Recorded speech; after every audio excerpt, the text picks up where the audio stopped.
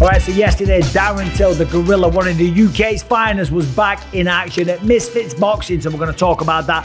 Darren Till looked absolutely phenomenal, and there was some high drama as well. We're going to go through it all. I'm telling you, Misfits was a shit show. Misfits is the perfect name. What was I watching before that main event? However, the main event was fantastic. A tremendous fight. We're going to go through what happened. And we're also going to talk about the fights tonight. Gilbert Burns is back in action, taking on Michael Morales, the undefeated Ecuadorian. So we're going to talk about that as well. We'll go through the fight card, give you a quick preview. So anyway, Darren Till back in the squared circle once again, this time going up against Darren the Dentist Stewart, of course, a former fighter in the UFC. Both guys fighters in the UFC. Misfits build, this is Darren Till the striker versus Darren Stewart the grappler. I don't see Darren Stewart as a grappler, although the man can grapple a little bit. So can Darren Till. Now, all you people might talk shit about Darren Till, because I always say, listen, the man's championship caliber. I'm telling you right now, what we saw was vintage Darren Till. Yes, of course, it went to the judges' scorecards, but holy shit.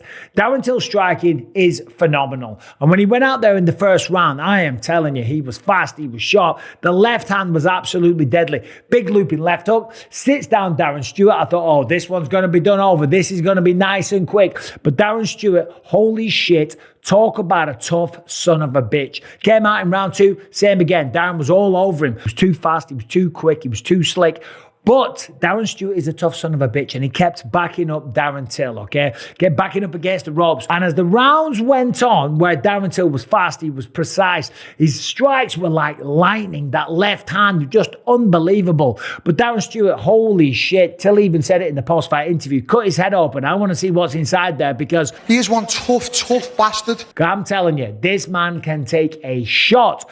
And what happened was, Darren Stewart was working his way back into the fight. Non-stop forward pressure, pushing him up against the ropes, landing little shots. Sure, he wasn't as quick, he wasn't as smooth, he wasn't as powerful, but holy shit, the man is as tough as they come. Turned into an absolute classic. Looked like Darren Stewart was coming back into the fight. It looked like Darren Till was starting to gasp, maybe punching himself out a little bit, but that's not what happened. Darren Till was victorious, but it wasn't without a bit of drama. In the 8th round, and it was 8 rounds of all-out action, by the way, we got a movie-like finish. If you saw this in a Rocky film, you'd call absolute bullshit. This is #1 bullshit. But this is what happened. Darren Till was landing. It was the left hand the whole fight, but then the right hooks came into play. Darren Stewart was in his face. He was landing shots. He was roughing Till up. Till had blood coming out of his eyes. He was looking tired. He was looking gassed, looking like Darren Stewart, the dentist, two Darrens.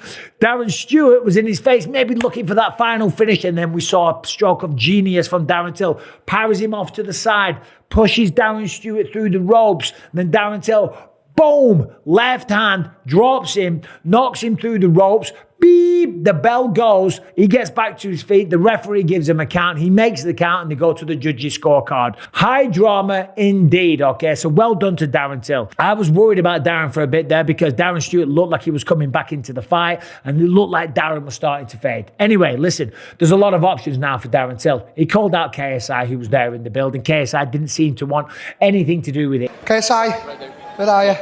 Come on, mate, are we going to fight?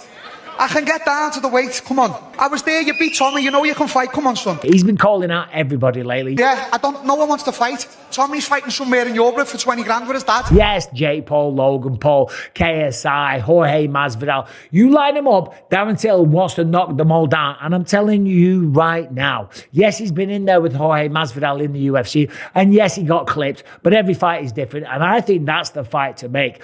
Yeah, of course, Jake Paul, Logan Paul, they'd be bigger fights. But there's no way on planet Earth that Jake Paul wants anything to do with Darren Till, just like KSI. Now, Darren suggested, how about me and KSI tag team Jake Paul and Logan Paul? Because otherwise, me and you are going to have to tag team them pair of Logan and Jake.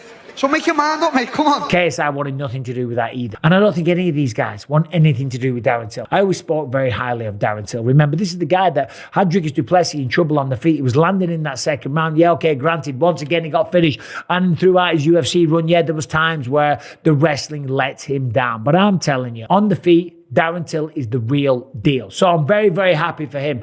Let's talk about some of the shit that went down before that, right? There was some guys on there, some super heavyweights doing 1-minute rounds of boxing. And when I say super heavyweight, I don't mean big, juiced out guys. I mean, no. Guys that obviously eat too many burgers, kebabs, milkshakes. They ain't sticking to a diet. They ain't pushing themselves to the limit. They aren't running miles and miles in preparation for the fight. I doubt these guys could barely run around the block. They were doing 1 minute rounds and these motherfuckers were exhausted. One of them was called Wakey Wines or something like that versus Mo someone else. They stood there. They did nothing the whole time. They were only 1 minute rounds. They were absolutely exhausted after the 1 minute rounds. And then when the fight was over, one of the other guys pushes the other guy. Showing more aggression following the fight. It's like, holy shit, come on, can we just get to the main event, for crying out loud?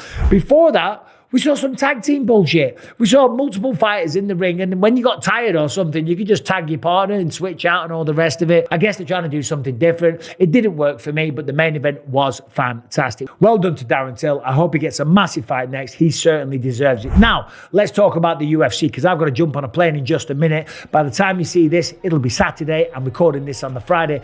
Main event, the undefeated Ecuadorian, Michael Morales. 17 fights, 17 wins, 0 losses, 12 by way of knockout. Last time out against Neil Magny, you might remember it. Neil Magny was pressuring him up against the fence, spins, lands an elbow, drops him, finishes him. And before that, he was piecing him up with calf kicks. As I said, undefeated, brimming with confidence. And he's a big guy for the weight class as well, taking on El Dorino, Gilbert Burns. Now, everyone loves Gilbert Burns. He's fought a who's who of mixed martial arts, but the reality is he's 38 years old. Last time out, he was out grappled by Sean Brady. He was beaten by Jack Della Maddalena, but he was winning that fight, remember? He was winning that fight. He was able to take down Jack, control him a little bit, but he ate a knee in the third round that put him down. And before that, lost to Bilal Muhammad, and essentially he was fighting with one arm.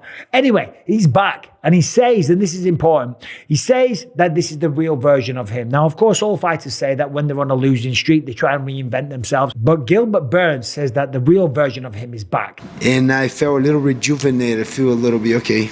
Let's right those wrongs. Because the old version was distracted, right? Pulled in many different directions, doing podcasts, doing sponsorship deals, doing appearances. You know, you get caught up in all the fame and all the attention. You start making money and everyone wants to be your best friend. And then all of a sudden you lose a few fights and no one gives a fuck about you anymore. And you realize that, hold on a minute, all these new fake friends, they don't give a shit about me. This man has been living in the gym.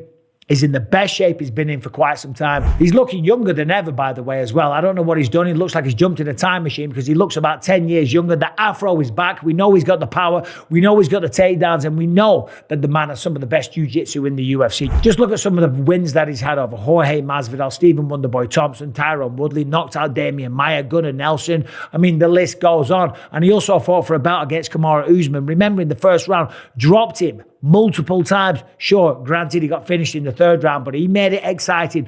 And this is going to be a tremendous matchup. I can't make a prediction. As I said, I will be commentating, so I can only give you the bullet points and get you excited for it.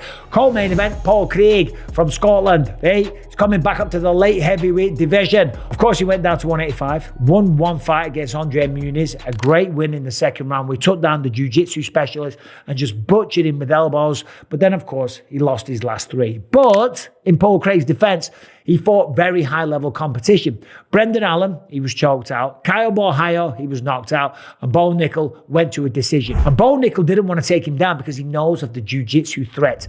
Paul Craig has the most submissions in UFC history in the light heavyweight division, only after Glover Teixeira. 6 submissions. Glover Teixeira's got 7. Paul Craig has 4 wins by way of triangle. That is a UFC record regardless of the weight class. The man's very dangerous on the ground. Going back up to 205 pounds, the man feels he's now at the proper weight class. He was killing himself. The training camps are all just about making weight. And Paul's opponent will be none other than Rulo Bellato, the tractor, a big son of a bitch from Brazil.